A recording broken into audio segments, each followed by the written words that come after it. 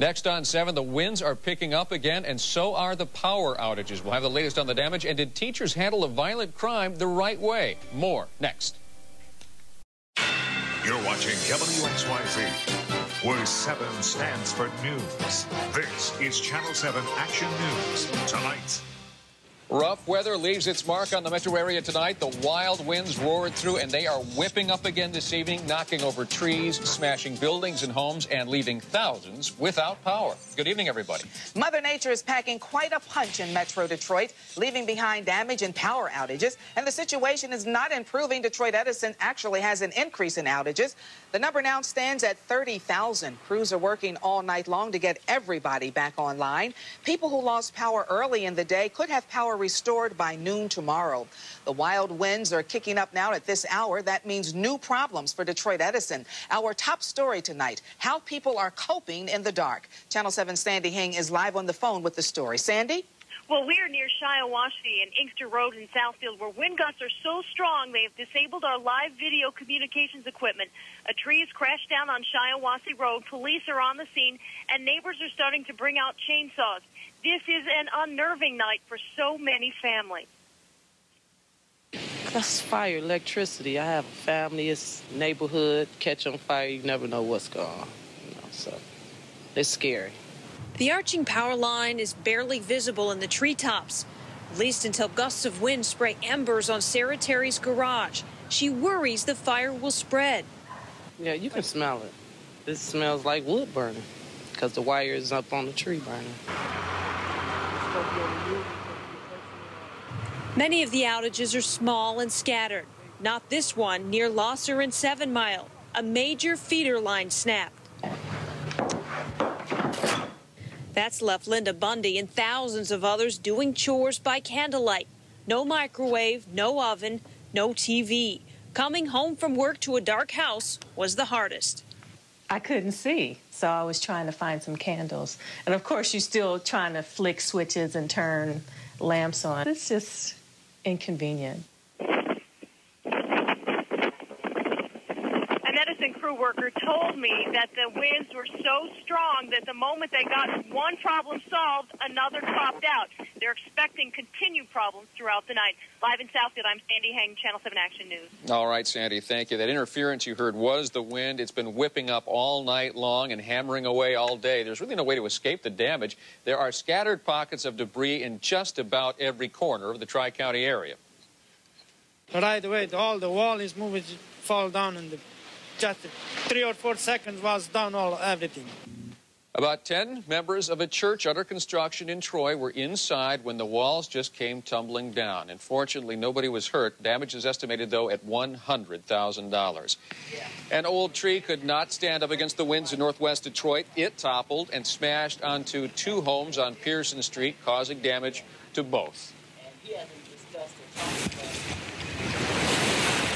And all along the shore of Lake St. Clair in Macomb County, the winds churned up a lot of angry waves. Docks took a pounding, but the lake level is low, and residents say that helped keep potential flooding problems down to a minimum. Diana? So what's next for tomorrow? Jerry Hodak joins us from the Doppler 7000 Center with a look. Jerry?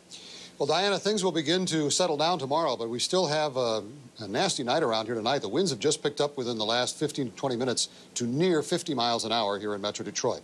Now, overnight tonight, we expect some more scattered showers here in the metro area. Nothing heavy.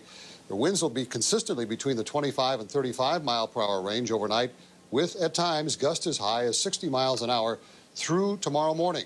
Now, tomorrow afternoon, the winds will begin to decrease. They'll be back down to 15 to 25 miles per hour by late tomorrow afternoon. But we're going to have strong, gusty winds the remainder of tonight and for the better part of tomorrow until sometime tomorrow afternoon when the winds begin to die down. I'll have more on our weather, and we'll take a look at the rain that may be moving back into the area later tonight, coming up in just a few minutes. Sky, Diana? All right, thank you, Jerry. And, of course, conditions could change overnight, and that could mean changes for your morning commute. And so come back to Action News this morning with Eric, Joanne, Chad, and Monica. They'll give you the latest on the weather conditions and the traffic. That all starts tomorrow morning at 5:30, right here on 7. Families in one community tonight are learning a tough lesson about crime after a robbery at school. A gunman attacked a teacher in the parking lot of Keeler Elementary in Redford. And new at 11 tonight, parents are debating whether the district passed or failed in the way to handle this crisis. Reporting live from Redford, Channel 7's Chris Lawrence has more on what happened. Chris? Well, Guy, we received a lot of phone calls from parents who say the school could not have handled this situation any better. And then we received also more calls and talked to other parents who say they wouldn't even send their kids back. At 8 o'clock Tuesday morning, a man saw a teacher get out of her car. He ran up, pointed a gun, and robbed her right in the parking lot. Police caught the man as he ran away from the school, and a principal told the kids what happened. I believe that this township and the parents and community members of Redford Union School District have great faith and confidence in our school district. I pulled out of school because I can't trust the school. Lisa Tiarina has no confidence in the district's ability to take care of her daughter. She says some parents were dropping off their kids as the robbery occurred, and the school hustled the kids inside, telling the parents it was just a down wire. And then when my child asked to call me, she's told no, that the school will call me, but the school never bothered to mention there was a weapon. And that's where the disagreement is among parents. How much should the school have told them? I didn't have a doubt in my mind that she was being very well taken care of. The district says it could not contact hundreds of parents that quickly, and even if it could, Betty Wiedner believes the kids were not in danger. And what good would it have done to have 500 upset parents coming to the school to get their kids? Now, the school did send a letter home with all the kids explaining to parents exactly what happened today. Whether that was enough depends on the individual family. In Redford, Chris Lawrence, Channel 7 Action News. All right, thank you, Chris. Tonight, a police officer is dead after a sniper attack in St. Joseph, Missouri. Police say they killed the gunman, but not before. The gunman shot the officer and wounded 3 others. Witnesses say the man began firing from an apartment building, then walked onto the street randomly, shooting at passersby. A California appeals judge has ordered a new custody hearing for the youngest children of O.J. Simpson. The parents of Nicole Brown Simpson challenged the original ruling, which gave O.J. sole custody. In today's ruling, appeals judges said the lower court should have factored in the possibility that O.J. murdered his wife. There is something new and interesting on the roads around the Detroit area. And could one of them be headed for your own driveway? This car has its own niche, and I think we'll compete quite well in the marketplace. Get behind the wheel of Detroit's hottest new cars and trucks coming up on special assignment. Plus, keeping your heart healthy. Channel 7's Carolyn Clifford has some tips you can live with. But first, who's following local school students? Police search for a stalker next on 7's Action News tonight. Well, they motioned for the kids to come to them, and they said something like, come here. So, you know, that's a little bit out of the ordinary. So we're like I said, we're looking at these very seriously. Police in West Bloomfield tonight are urging parents to warn their kids about the danger of strangers. 3 incidents in the last 2 weeks are causing special concern. Most recently, a man tried to lure 2 school kids with candy near Walnut Lake Road in Drake. Fortunately, they knew what to do and ran away. And police believe they have one less cyberspace predator on the loose tonight. They trapped him in a sting to track down men who target children. 34-year-old Alex George was in court today facing charges. Police say he arranged to meet a 14-year-old at a Dunkin' Donuts while on the internet. What he actually met was a female officer. Investigators say the sting lets child predators know somebody's watching. There is now somebody that is out there, and when they think they're soliciting someone, they may not be sure whether it is an actual young lady that is underage or it's a deputy sheriff. And the courts aren't playing games with this either. The judge set Alex George's bond at $500,000 cash. Tonight, fire investigators say a tragic mistake cost an elderly Michigan man his life. A fire broke out at this Kego Harbor home, killing an elderly man. Witnesses say Barney Lang managed to throw a burning chair out of his house, but he went back into his garage to save his Jeep. That's when the garage door shut automatically, trapping Barney inside. The cause of that fire is not known. Detroit's economy certainly depends on the auto industry. So many of us will be watching to see what the newest models for 1999 look like. Don't wait for next year. See 1999's finest next in Special Assignment tonight. That's coming up on Action News tonight, where 7 stands for news. Closed captioning is brought to you by Arby's. Love food? Think Arby's.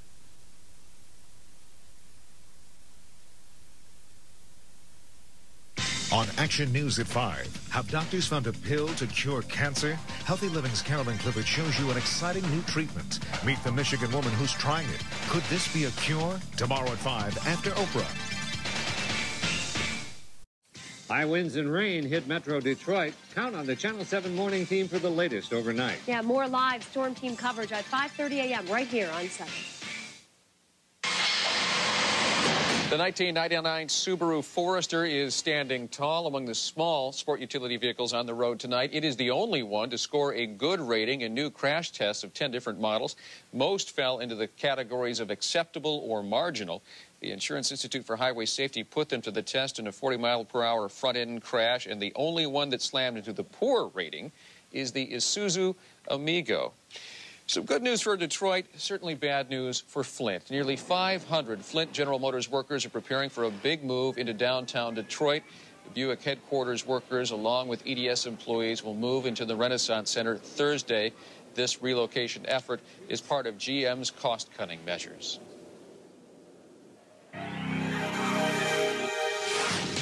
And now, special assignment. Shiny new cars are more than flashy transportation to Detroiters. They are also our bread and butter. So what do we have to look forward to in the coming year? Tonight on Special Assignment, Channel 7's Kurt Rivera takes us for a spin in some of the Motor City's hottest cars.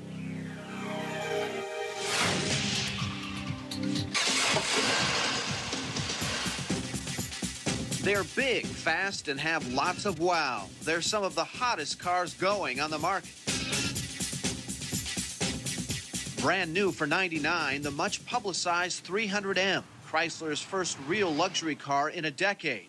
Standard features include an 11-speaker sound system, a computerized traction control system, and a dual-seat memory system. You've got two key fobs. One is, well, they're numbered separately, and when you unlock the door, the driver's seat automatically adjusts to whomever is holding the key fob.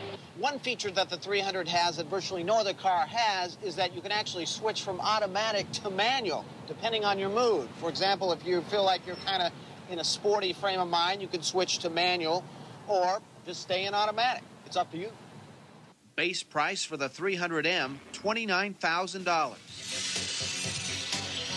For the Gen X crowd, Oldsmobile has come out with its all-new compact Alero.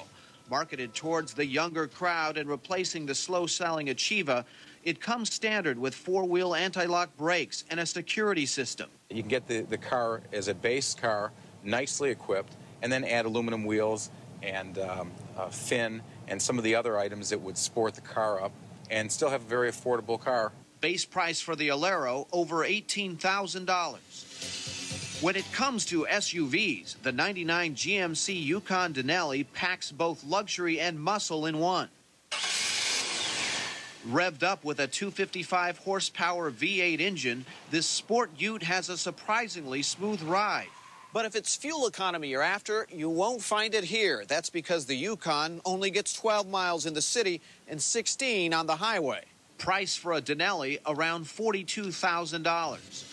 Years ago, driving a van wasn't all that cool, but minivans continue to be some of the hottest sellers around. Why? I think because they've made them a lot more stylish. I don't know if you remember the vans back in the 70s. They had you might as well have gone to Builders Square and put some wood paneling on the side of the vans. They just didn't look that attractive. But attractive they become. The '99 Ford Windstar comes with sliding doors on both sides, a keyless entry that opens and closes the sliding doors, and a beeping sound that alerts the driver if an object is behind the car. Windstar's standard price, over $23,000. But if price doesn't matter, the '99 Plymouth Prowler is already in area showrooms. This year it comes in yellow and soon in black. The only thing new for '99, an aluminum block engine and higher horsepower. But who cares? If you have 60 thou, you won't. On Special Assignment, Kurt Rivera, Channel 7 Action News. And come back to Action News tomorrow night at 11 for 7's Special Assignment. when you're most vulnerable. The dollar signs start shining in the funeral director's eyes. In a Channel 7 special assignment, Guy Gordon takes you inside the funeral business. Learn the sales tactics many funeral homes use. Are you spending more than you need to? Wednesday at 11, where 7 stands for news. It's really windy out there. Sure is. The winds have just picked up within the last half hour or so, and now they are dangerously high, up to around 49, 50 miles an hour around the Metro Detroit area. So if you still have to go out tonight, be very, very careful. Limit your time outside and watch what's overhead. We may have some falling tree limbs and some power lines yet tonight as the winds continue to kick up. Here's the final story on today. We've had temperatures into the 60s, 63 degrees the high, 43 the low, and we've had almost an inch of rain, 8,400 out at Metro Airport. Some places had a little more than that. Some places had less, but we had that strong line of thunderstorms come through here between 1:30 and 2:30 this afternoon. That's well out of here now. 47 degrees is the current reading at this hour. Holding pretty firm at that. 45% the relative humidity as the air dries out now somewhat. The barometer on the rise. Here are the winds kicking up out of the northwest at 38 miles an hour, gusting up to 49 miles per hour right now. No rain to show you on Doppler 7000. There might be a sprinkler or two of rain, but to be very, very isolated right now. Most of the metro area is dry, and as I say, temperatures are holding steady because the clouds have moved back in. We had a few patches or a few breaks in the clouds a little while ago, but now they're filled back in, and temperatures at 50 degrees at City Airport, 48 at Mount Clemens and Port Huron, 45 at Pontiac and Brighton, 48 now at Ann Arbor. Your dry time weather could still be wet tomorrow morning. We're expecting some scattered showers to redevelop overnight. 40 degrees by afternoon. The showers will be gone. You can see these showers beginning to move in through Illinois and Wisconsin right now, and a few of these will move on into the Metro Detroit area. Some of this that you see up here around Gaylord and Traverse City, some light snow and snow flurries right now, but it's all headed off to the north. The storm that whipped up the winds moving well off to our north and east tomorrow, but it will still influence our weather. Our winds will continue to blow at about 15 to 25 miles per hour tomorrow afternoon, so they will be winding down. There'll be some snow across the upper part of the state, clouds in place here in the south, and at least through the early part of the day, we'll have a scattered shower or two. We're calling for the high temperature to reach 45 tomorrow at Romulus, 44 at Temperance, Utica, and also at Pontiac, 43 at Howell, and 45 degrees at Ann Arbor. So here's the breakdown of our forecast then for Metro Detroit, including Warren and Ypsilanti. High winds continue tonight. There's a high wind warning, as we'll see steady winds of 25 to 35 miles per hour, gusting at times up around 50 miles per hour. A few scattered showers, the low temperature 40. And then for the daytime on Wednesday, we'll have mostly cloudy skies. There might be a break for some limited sunshine, but overall, the big story tomorrow, the winds begin to decrease. 44 will be the high, but during the afternoon, winds will die down to between 15 and 25 miles per hour. And here's the good-looking forecast then for the end of the week. Some sunshine Thursday, Friday, and Saturday. Temperatures hold in the upper 40s, about normal. And then Sunday, we get a few scattered showers. Going to be a lot of leaf raking to do after this storm is all over with. A lot of trees no longer have leaves on them tonight because of the high winds today. But then again, they may have blown elsewhere, too, so you may not have to rake them. And back, and then away. Yeah, all over the place, yeah. Thank you, Jerry. Okay. Well, tonight, Tipper Gore is promising $10 million more in U.S. aid to the victims of Hurricane Mitch. The wife of Vice President Al Gore helped bring medical supplies to victims in Honduras today. And tonight on ABC News Nightline, Ted Koppel shows you the aftermath of what is certainly one of the deadliest storms on record as he reports from Central America. That's tonight, a very special Nightline at 11:35, right after this newscast. And more trouble brewing in Iraq tonight. In a confidential report, the CIA says it's discovered that Iraq has, in fact, hidden a small stockpile of chemical weapons and some ballistic missiles from UN inspectors. Saddam Hussein has shut out the inspectors for nearly 2 weeks now, and President Clinton is meeting with his security advisors to come up with a potential bombing strategy. Doctors have told us for years to exercise to keep our hearts strong. But can exercise help you after you've had heart trouble? Tonight, Carolyn Clifford has more on the effects working out has on people with past heart problems. Next on Action News Tonight. There's new information tonight for people watching their cholesterol. There's another heart danger you should be watching out for, too. Channel 7's Carolyn Clifford has tonight's Healthy Living Report. The American Heart Association is sounding the alarm tonight about homocysteine. Studies are mixed on whether the amino acid is linked to heart attacks. But the Heart Association says people should eat foods rich in folic acid to lower homocysteine levels. Patients who've already suffered a heart attack can still benefit from exercise. In fact, a study by the Massachusetts VA hospital found exercise dramatically reduces your chance of suffering a second heart attack. New research tonight shows preschoolers whose parents smoke are up to 6 times more likely to grow up and light up. Meanwhile, if you're an adult trying to kick the habit, a local study may help. St. Joseph Mercy Hospital in Ann Arbor is combining the nicotine patch with a prescription medication. To enroll, call 734-712-5658. Coming up tomorrow in Healthy Living, a treatment that was hailed months ago as a possible cure for cancer is coming to Michigan for testing. We'll have that story tomorrow at 5. Carolyn Clifford, Channel 7 Action News. A Tiger legend is lost. Oh, what a man he was. Don Shane with more on the great life. Very good man. Hal Newhouser. Donnie? Yeah, you're right, Guy. We will talk about Hal Newhouser's career. We'll also talk about the Spartans. Mateen Cleaves and the guys getting ready for the season opener Friday night. Highlights from tonight's preseason game. And how about a little girl who won a contest and got to bring Mark Carrier to show and tell? That little girl did it. Her story coming up. When you see news happening, call the Action News hotline by pressing *7 from your Ameritech cellular phone. Ameritech makes the call airtime free for all Channel 7 viewers. As excited as you Spartan fans are about your football team, there's a lot to be pumped up about the basketball. This is going to be a pretty good team. There's no doubt about it. A lot of high expectations about Tom Izzo's guys. Spartans are ranked 4th in one poll, 5th in another, picked to win the Big Ten. Had no trouble beating Athletes in Action. Final exhibition game tonight at the Brez. 101 to 79. You talk about a pretty play in this one. Check this out.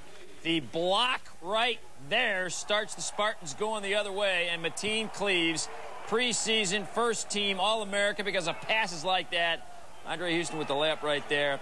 And then later off of the miss, Granger with the tough rebound inside. He gets the layup. Spartans win by 22. They open Friday against Northeast Louisiana.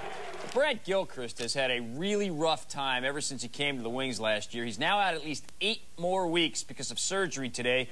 The surgery released the tension on a tightened groin muscle. Now remember, Brent had hernia surgery back in September. He hasn't played at all this year. He missed the final 20 games of the regular season last year, and he sat out the Stanley Cup Finals. It's been a real tough go for that guy. NHL tonight, Blues and Hawks, beautiful passing here. Courtnall to Pierre Turgeon. St. Louis wins 5-2. Blues in town to play the Wings tomorrow night. And in New York, the punch of the night. Now look at David Wilkie. He jumps on Stevens right there. And when he finally gets up, watch Mark Savard come over. One punch, knockout. Ready? Bam! Down he goes. Rangers won 10-2 over Tampa Bay. Former Tigers pitcher Hal Newhouser passed away today after a long illness. His nickname, Prince Hal, really said all you needed to know about this man. He was the only pitcher in Major League history to be voted the most valuable player back-to-back. Also won Game 7 of the World Series in '45, and the Tigers beat the Cubs. A Detroit native, 7-time All-Star. In July of 1907, Hal became just the 4th Tiger to have his number retired. When he was inducted into the Baseball Hall of Fame, he naturally thanked his fans. These last 31 years, were writing me letters and saying, one of these days, hang in there, you're going to be in the Hall of Fame.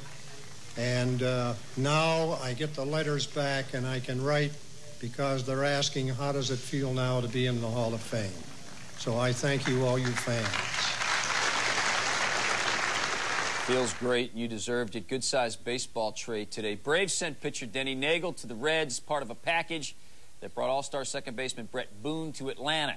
Ben Grieve of the Oakland A's is the American League's Rookie of the Year. All he did was lead all rookies in just about every category. This guy made just 2 errors all year long and was named on every single ballot. Well, if you think Lions coach Bobby Ross is going to make a bunch of changes because the team is losing, think again. It's not going to happen. And it's sure not going to happen at quarterback with Charlie Batch. Ross was asked if he'd consider drafting one of the many good QBs coming out of college this year. Listen to his response. It's so that there's no doubt, okay, Charlie Batch is our quarterback, okay? I mean, please everybody understand that. We're not going to change that, okay? He's there, and he's going to be good. He's going to be good. And he already is doing some good things.